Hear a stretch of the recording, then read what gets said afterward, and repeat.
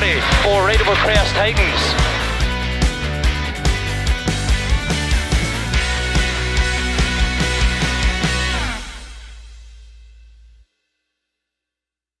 "2019 marks the 9th year of the Comp Safari Interclub Championship, promoted by the Staffordshire and Shropshire Land Rover Club. And with the registrations filling up fast, it looks set to be another competitive season. The opening round of the championship then takes place over the May Bank holiday weekend. And as well as the racing, there would be plenty of other activities going on, with various classes of trials taking up the first 2 days, and even a fun bike trial for the kids on the Sunday evening. Always a great family social weekend. Scrutineering of the cars takes place on the Sunday night before the racing begins in earnest on Monday. So let's get straight to the action as the 2019 season gets underway. It would be a great start to the event for Kevin Stubbs and Ian Roberts. They do start off a little cautious, but soon pick up the pace as the morning went on and the confidence grew, taking a lead of 10 seconds by the midway point. For Mike Hannock and Paul Bramley, he will be second. No problems to report for the pair. They'd be keeping the leaders in their sights and keeping things neat and tidy. Ian Gregg starts the season off well, taking third at this stage in the day, just 13 seconds back from Hannock as well, so there was still chance for a further fight and a climb up that leaderboard. Pete Roberts and Anthony Brinkman were no strangers to success, both in this championship and in others. The defending champions starting the day with 4th place. The times starting to come down as well as the morning went on. The fight could well and truly be on into the afternoon. An overshoot through the opening run would set Ian Childs and David Moore back a little more than they would have wanted, but they were still going strong, leading the way in Class 2, sitting in 5th place. Aston and Martin Cox, meanwhile, will be here this weekend with a newly built engine in the car. A slightly different brief for them then. It was all about testing and bedding themselves and that engine in. Our reigning Northern Off-Road champions ending the morning with 6th place overall. For Stephen Adams, it would be 7th. The times to the podium positions were starting to get a little bigger now, but the battles at this end of our top 10 leaderboard were still raging. It would be the lead in Class 8 to start the day for Jason Rowlands, a man who always goes well on whatever he competes on. His run time a minute faster by run 3, so clearly on a big push and making progress. And it would be the lead in Class 3 for Grant Mitchell-Smith, actually on an identical time to Rowlands at this stage, so it was all to play for through the afternoon. With no time to walk the course this weekend, it would be a bit like the blind leading the blind for the first couple of runs for Ken Powell and Jonathan Stevenson. But that wasn't stopping them putting in some good times to end the morning, rounding out our top 10 overall. A new engine in the car had only just been finished prior to the event, so this weekend would be the first time turning it over. Let's take a look then at some of the stories unfolding outside of our top 10. And it would be their first time driving the new car for Tim Mangum and Dan Barron this weekend. The pair out in the ex-James Tennant Maserati. This would also be the first time competing for Dan in that navigator's seat. The pair lying in 12th place overall, very strong considering that set of circumstances. Just behind that Maserati on the results would be Jim Roberts, loving the course, and it was showing, ending the morning with 2nd in Class 2. And for Adam Bunting, it would be 2nd place in Class 8 this morning, going well in the class here in that Yamaha buggy. The 2019 season would mark their first full season in the car for Lewis Simon and Becca Skelly, and things were starting as they meant to go on as well, leading the way in Class 4 by the midpoint of the day in 18th overall. Paul and Kyle Shaw, meanwhile, hadn't raced in over a year, so they would be trying to settle in slowly. Things were going okay though, 4th in the class at the end of the morning's runs. Frustratingly for them, it would all end there, with the diff exploding as they finished the final run of the morning, forcing them to retire. And it would be a similar story for this pair, Ben Hawkins and Leslie Brown. Things had started well, 2nd in their class in fact, but sadly, they'd lose drive and steering soon afterwards, forced to call it a day. A lack of steering seemed to be an issue for Guy Fernihoe too, as you might imagine it would be, losing the steering down the long back straight, thankfully not resulting in anything major or disastrous, and ending the morning with third in Class 3 as well as a damage limitation exercise of 22nd on the overall leaderboard. John and Linda Webster would be happy to admit that their car was one of the cheapest here, but that wasn't stopping them from having fun and pushing on. They reached this point in the event with 4th place in Class 3. They would be having a few issues selecting 1st and 4th gear though. And here are our previous class winners in the championship, Steve Ham and Sue Maynard. Back again to look for another good result, and things starting well. 2nd in Class 4 at this point, but with just less than 30 seconds to catch up to the class leaders, the fight would be on. There'd be a few changes needed to the suspension over the morning runs for Will McQuarrie and Rebecca McLean, but with the setup sorted, the times were starting to come tumbling down. This would actually be the first time co-driving for Rebecca too. And speaking of firsts, this would be the first ever Comp Safari for Ollie and Phil Booth. They wouldn't have it easy though. Electrical problems on the 2nd run would lose them some valuable time, but they remain 5th in the class and apparently loving their first time out in the car. This weekend would be the first time out for this car in 13 years. Nigel Alcock and Millie Jones bringing the early bowler Wildcat out after the car competed in the Dakar and was heavily crashed before being brought back from the desert and rebuilt to a more suitable spec for Comp Safari. Things going well for the pair despite being a bit rusty after a long time out of the seat, and we are not talking about the car. There would be just one car in Class 6 this weekend, so the battle for Bill Hewitson would just be against the course and himself, and possibly the clock, of course, for that class victory. He did, of course, need to finish, and things were going well for now in 40th overall. Richard Kesey and Bert Buller would end the morning a lot further down the leaderboard than they would have planned. A two-wheeled moment on the opening run would be a bit of a scare, but worst was to come on run 3, the diff exploding and the pair grinding to a halt.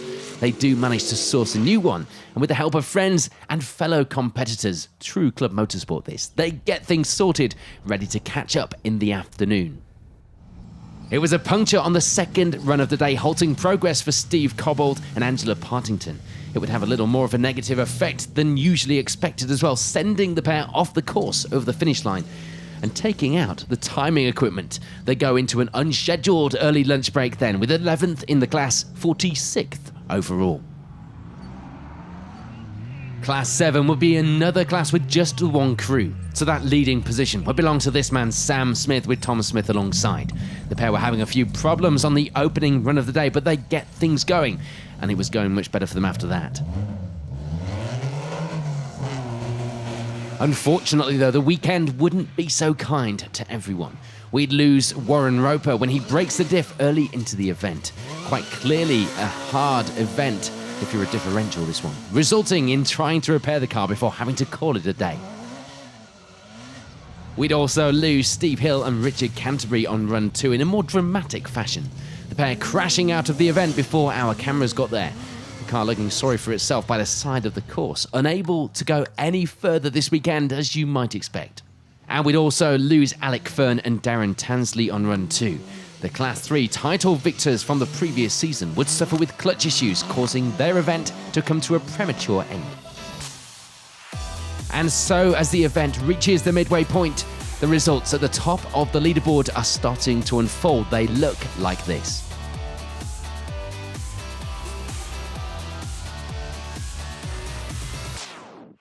On we go to the afternoon runs then, and we would unfortunately lose Ken Powell and Jonathan Stevenson, electrical gremlins, causing them to stop on run 4. Of the finishers though, it would be 37th place overall for Steve Cobbold and Angela Partington. The pair happy just to get to the finish regardless of the result this weekend. Sam and Tom Smith keep things going to the end of the event as well to take the Class 7 victory, ending the event in style from 34th overall. And it would be a similar story for Bill Hewitson. The Class 6 win was his, a few places up the leaderboard in 31st. The weekend, though, hadn't gone to plan exactly for Simon Cooper. Co-driven this weekend by daughters Danny and Alex Cooper. Issues early into the event meant that they would be playing catch-up, and when things were going again, they were putting in some good times, taking 7th in the class, 30th overall at the end of a difficult opening round. A few issues with the brakes and gears would be all that Nigel Alcock and Millie Jones had to complain about. But they were nothing major, and the pair would still be enjoying their weekend out on the course. They end the event with 3rd in Class 4, 28th on the leaderboard. We'd see some change now to 2nd place in Class 4 through the afternoon. John Hewitson taking hold of that position. Unable to take victory this weekend, but climbing to that result was a good way to end the day and, indeed, a good way to start his season. Damage limitation, though, would be the name of the game for this man, Richard Kesey, Bert Buller alongside, eventually getting the repairs done and heading out for back-to-back runs to get a finish. 8th in the class, 22nd overall. There's a change in the lead of Class 4 as well. Previous class leaders, Lewis Simon and Becca Skelly, pick up a maximum time on the 5th run of the day, dropping them right down the results, which meant that it would be victory here this weekend for Phil Bayliss. A good, strong run after a last-minute entry to the event to take that class victory and 20th overall. A few overshoots throughout the day, luckily without any damage, would be all that Will Macquarie and Rebecca McLean would have going wrong for them this weekend. They end the day, as a result, with 19th overall, 4th in Class 3. For John and Linda Webster, it would be gear issues the problem. Hopefully, the issue would be nothing too serious. A suspected relay problem could be the issue. The gearbox in the car is an auto box converted with a homemade paddle shift system. Despite the issues, innovation wins out. The pair still take 3rd in Class 3 this weekend. Just ahead of them in the class would be Guy Fernihoe, actually level on times with Webster up ahead, but a 15-second penalty for Webster would be the decider that they were looking for. 2nd in the class, a great end to the day. Ollie and Phil Booth would be more than happy with their result this weekend on their first time out. They'd shown some good pace. They'd certainly be ones to watch in the class this season. 4th in Class 8, 14th overall. And for Adam Bunting, it will be 2nd in Class 8. A good end to the event with 12th place on the leaderboard as well. We move then thick and fast onto the top 10, and it would be Jim Roberts rounding out the top 10 overall positions, taking 2nd place in Class 2 as well with that result. For Grant Mitchell-Smith, it will be the Class 3 victory. A good end to the event for Grant, taking 9th place overall as well. It would be a trouble-free run with no major issues to report for Tim Mangum and Dan Barron. They reached the end of their first event in the car in one piece, happy with how things had gone and with some ideas for a few changes ahead of the next round of the season. 6th in the class, 8th overall for the pair. Just ahead of Mangum in the class and overall leaderboards was Stephen Adams. A good end to the event for him, taking 7th place overall. Jason Rowlands, though, would still be trying right through the afternoon, and it showed. The Class 8 victory his as a result of that effort. A good end to the day with that class win and 6th on the leaderboard. And some adjustments to the suspension at the end of last season had made the 2019 season start off in style for Ian Charles and David Moore. They were able to hit the ground running, taking the Class 2 victory as well as a fantastic 5th place. It was safe to say that newly built engine had done exactly what it came out of the box to do for Aston and Martin Cox. They reached the end of this event with 4th place overall, and in the class as well. A good, strong test for the pair on the board. There would be nothing, though, that Pete Roberts and Anthony Brinkman could do to close in on our leaders this weekend. They had a few gearbox issues to contend with as well, which didn't help their cause. But they'd be happy to admit that this just wasn't to be their weekend. A similar story for Mike Hannock and Paul Bramley. Another runner-up spot, still chasing that first overall victory. But for now, it would have to wait. Second place, though, was a strong end to the event, 21 seconds of a difference by the end. So that, of course, means that it's victory for Kevin Stubbs. A change of co-driver through the afternoon runs with Dad Henry taking over. A great way to start the season with maximum points on the board at the opening round.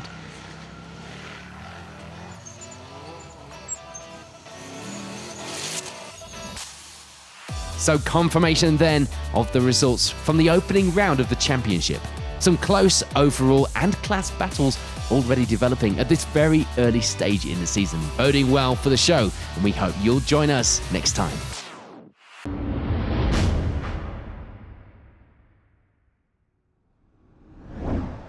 Category 2 in the British Historic Rally Championship would once again see some familiar faces returning to the rally stages. Stanley Orr leading the way with John Perrott returning in his Mark 1 this season just behind. On to the morning stages then, and it would be the lead for Stanley Orr and Graham Henderson. A good start for the pair. They open up a minute's advantage at the top of the category.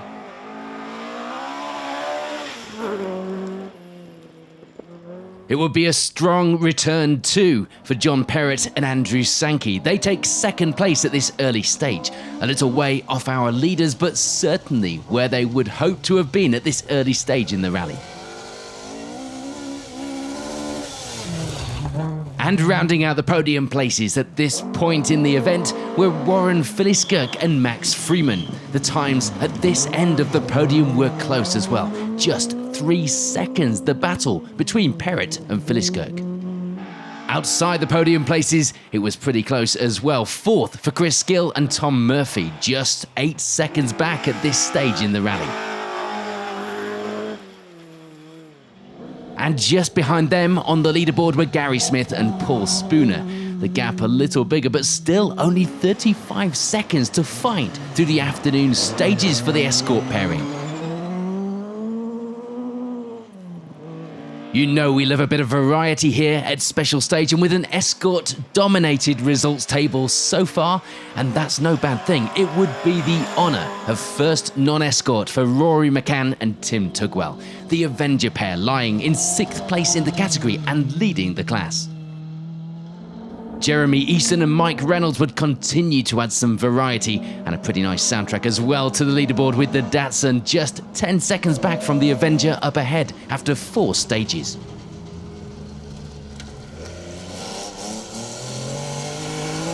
And it would be the class lead for Simon Pickering and Colin Jenkins, leading the way in the C3 class at this stage in 8th place. And for Yorkshire husband and wife pairing Stuart and Linda Carris, it would be 9th. Taking 2nd place in the C2 class at this stage as well. There would only be one crew out this weekend in Category 1, so for Bob Bean and Malcolm Smithson, it would be the lead, of course. The front of that Mark 1 Lotus Cortina looking a little out of shape after an overshoot on the opening stage of the rally. Don't tell Clarkson.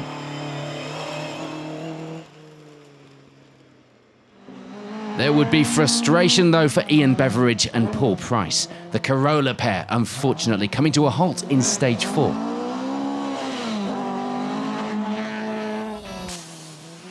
So, with the event reaching the halfway point, the leaderboard in Category 2 was looking like this. Stanley, halfway through Rally North Wales, 3rd BHRC after 4 stages. You've had a good morning. Better than I even thought, if you know what I mean. I'm not surprised we're having a good run, but you know that's still quite good among these boys. Yeah, there's plenty of experience out there, but then you've got plenty yourself. The stages are in great condition, and you seem to be really enjoying it. You were enjoying it after the end of 2 when we saw you this morning. I was smiling my face there. Definitely had a couple of good first stages. Had a puncture in the second last stage, but lost a bit, but not very much time, you know. So yeah, well pleased with that. On to the afternoon stages then, and with just the clock to battle against in the category, it would be maximum points with that Lotus twin cam singing for Bob Bean and Malcolm Smithson. No more incidents to report, a smooth day in the end, and not a bad placing on the overall leaderboard either. For Simon Pickering and Colin Jenkins, it would be the C3 class win. The pair reaching the end of the rally with that position and 9th overall in the category. It would be a place gained on the leaderboard. Meanwhile, for Stuart and Linda Carrius through the afternoon, they end the day with 8th place overall in the Escort, as well as taking 2nd in C2. With that 6-cylinder soundtrack, it was Jeremy Eason and Mike Reynolds still 2nd of the non-Escort crews on our results. They guide the Datsun to 7th place overall, 6th in the popular C5 class.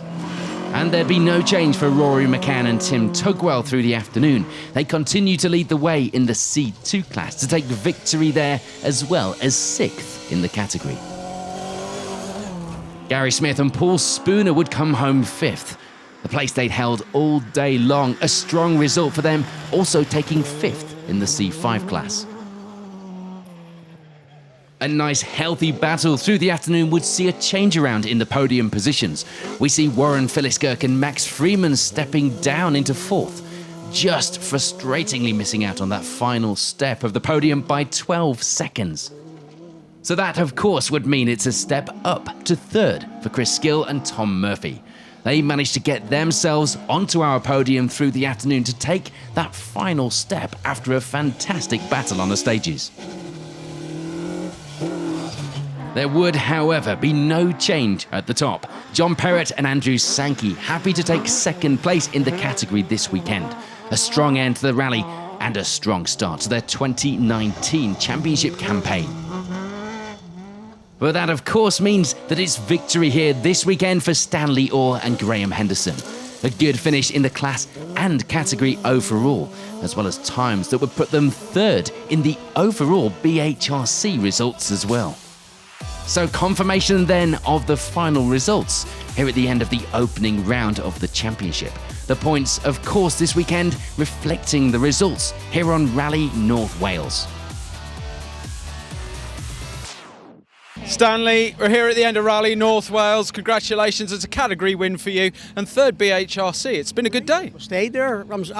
Yeah, a couple of stages after lunch I thought we went to sleep a wee bit, but we still got 3rd BHRC, you reckon, or somewhere about there? So Provisionally, yeah. Well, we're going to tell you, I'm well pleased with that. I can't complain about that among this company. Either way, it should be a category win for you. We're just waiting for the results to come in. So that's a great way to start the season. You've been a while out the car. Yeah, Galloway was the first rally in gravel for 2 years, and there's the next one. So yeah, I'm happy. You're getting used to this Welsh forestry now. It's lovely. It's great. When's the next outing for you? Carlisle, Pirelli. We're going. That's the next round of the championship here. So yeah. Excellent. Congratulations. Well done on your way. Thank you very much. Thank you.